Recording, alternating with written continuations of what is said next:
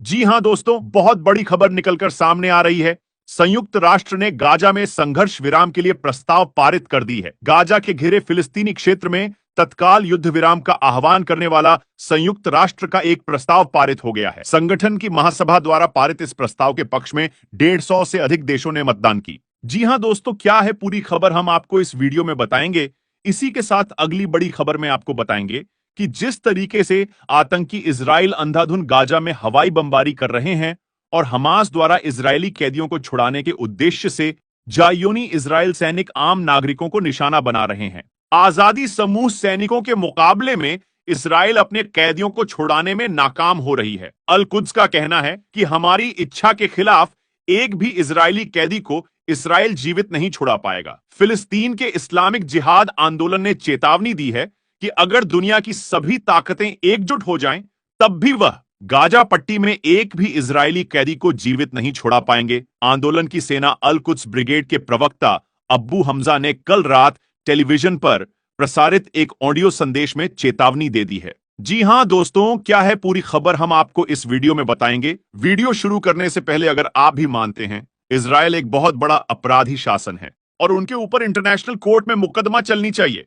और सजा मिलनी चाहिए, तो इस वीडियो को शेयर करके अपना समर्थन जाहिर करें और फिलिस्तीन के समर्थन के लिए कमेंट बॉक्स में #फ्री पैलेस्टाइन लिखें और दुनिया को बताएं कि हम फिलिस्तीन के साथ हैं। तो चलिए दोस्तों, शुरू करते हैं वीडियो। जी हां दोस्तों, पहली बड़ी खबर में आपको बता दूं कि गाजा के घिरे फिलिस्तीनी क्षेत्र में तत्काल युद्ध विराम का आह्वान करने वाला संयुक्त राष्ट्र का एक प्रस्ताव पारित हो गया है। संगठन की महासभा द्वारा पारित इस प्रस्ताव के पक्ष में 150 से अधिक देशों ने मतदान किया है। हालांकि संयुक्त राज्य अमेरिका और इजराइल ने युद्ध विराम के खिलाफ मतदान किया। अल जजीरा ने आज एक रिपोर्ट में यह जानकारी दी है। रिपोर्टों में कहा गया है कि 193 सदस्यीय संयुक्त राष्ट्र महासभा ने युद्धग्रस्त गाजा में मानवीय युद्ध विराम के आह्वान वाले प्रस्ताव के पक्ष में मतदान किया, जिसमें भारत भी शामिल था। मंगलवार को हुए मतदान में 153 देशों ने प्रस्ताव के पक्ष में वोट किया। बाद में संयुक्त राष्ट्र में भारत की स्थायी प्रतिनिधि रुचिरा कंबोज ने संवाददाताओं को बताया कि भारत ने युद्ध की शुरुआत में इजराइल का समर्थन क्यों किया था और अब वह गाजा में युद्ध विराम के पक्ष में क्यों है।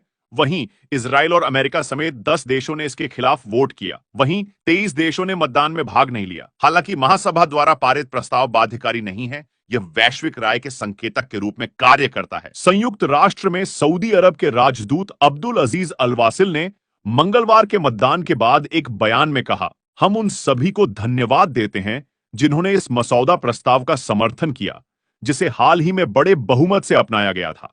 इजराइल गाजा के फिलिस्तीनी क्षेत्र पर लगातार हमले कर रहा है। 2 महीने से ज्यादा समय से चल रहे इस हमले में अब तक 18,000 से ज्यादा फिलिस्तीनी शहीद हो चुके हैं। इजराइल की इस बर्बर आक्रामकता को लेकर दुनिया भर में उसके खिलाफ आक्रोश बढ़ रहा है। ऐसे में संयुक्त राष्ट्र महासभा ने मंगलवार को गाजा में संघर्ष विराम की मांग के लिए मतदान किया और संघर्ष विराम का प्रस्ताव भारी मतों से पारित हो गया है। इससे पहले शुक्रवार को संयुक्त राज्य अमेरिका ने गाजा में तत्काल मानवीय युद्ध विराम के लिए संयुक्त राष्ट्र सुरक्षा परिषद के प्रस्ताव पर वीटो कर दिया था। महासभा में मतदान का यह कदम उसके बाद उठाया गया। पिछले शुक्रवार को अस्थायी सदस्य संयुक्त अरब अमीरात यूएई ने संयुक्त राष्ट्र सुरक्षा परिषद में गाजा में दूसरे दौर के युद्ध विराम का प्रस्ताव रखा था। प्रस्ताव में घाटी में दूसरे युद्ध विराम के साथ साथ 2 अन्य मुद्दे भी शामिल थे। पहला, अंतरराष्ट्रीय कानून के अनुसार सभी फिलिस्तीनी और इजरायली नागरिकों की सुरक्षा की गारंटी दी जानी चाहिए और दूसरा, सभी कैदियों की तत्काल और बिना शर्त रिहाई का। यह प्रस्ताव शुक्रवार को सुरक्षा परिषद की बैठक में पेश किए जाने और सदस्य देशों द्वारा मतदान के लिए रखे जाने के बाद अपनाया गया। मतदान में 15 अस्थायी सदस्य देशों में से 13 ने प्रस्ताव के पक्ष में मतदान किया। एकमात्र अपवाद 2 स्थायी सदस्य देश यूनाइटेड किंगडम और संयुक्त राज्य अमेरिका थे, जबकि यूनाइटेड किंगडम मतदान से अनुपस्थित रहा। संयुक्त राज्य अमेरिका ने प्रस्ताव पर सीधे आपत्ति जताई या वीटो कर दिया। इस प्रकार प्रस्ताव रद्द कर दिया गया और वही रुचिरा ने कहा, भारत ने संयुक्त राष्ट्र में गाजा में युद्ध विराम के लिए मतदान किया है। गाजा की मौजूदा स्थिति के कई आयाम हैं। 7 अक्टूबर को इजराइल में हमास द्वारा हमला हुआ और कई लोगों को बंधक बना लिया गया। भारत हमेशा से ही किसी भी आतंकी गतिविधियों और क्रियाकलापों के खिलाफ है, लेकिन अब गाजा में स्थिति गंभीर हो गई है और वहां हर दिन सैकड़ों नागरिक मारे जा रहे हैं।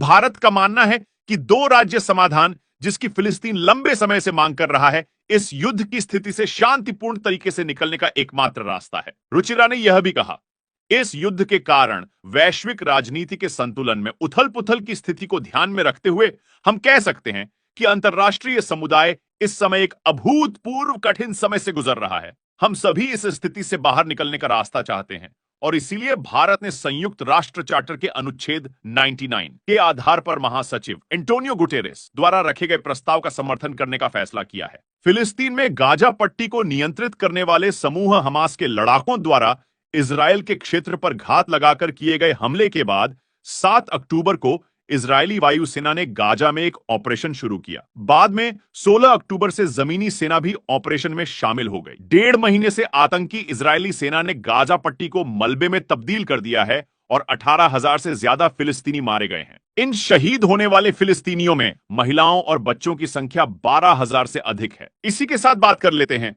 अगली खबर की।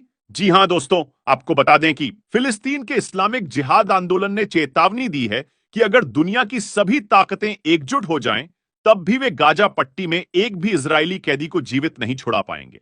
आंदोलन की सेना अल कुद्स ब्रिगेड के प्रवक्ता अब्बू हमजा ने कल रात टेलीविजन पर प्रसारित एक ऑडियो संदेश में चेतावनी दी। उन्होंने कहा, हमारे हाथ में हिरासत में लिए गए इजरायली कैदियों और सैनिकों की किस्मत में 2 चीजें लिखी हैं। या तो इजरायल गधे की तरह उन पर बमबारी करें और उन्हें बचाने की कोशिश करेगा, उस स्थिति में सभी कैदी मर जाएंगे, अथवा पूर्ण युद्ध विराम घोषित कर उन्हें हमारी शर्तों पर जीवित पकड़ लें। ऑडियो संदेश के दूसरे हिस्से में अबा हमजा ने गाजा पट्टी में झड़पों में दर्जनों इजरायली सैनिकों को मारने का दावा किया। उन्होंने कहा कि भले ही आमने सामने के संघर्ष में कब्जा करने वाली सेनाओं को भयानक नुकसान हुआ है, लेकिन वे उन नुकसानों का खुलासा नहीं कर रहे हैं। हाल ही में इजरायल ने गाजा पट्टी के विभिन्न हिस्सों से निर्दोष फिलिस्तीनी नागरिकों को हिरासत में लेने और उन्हें आत्मसमर्पित हमास लड़ाके बताने की कोशिश की है।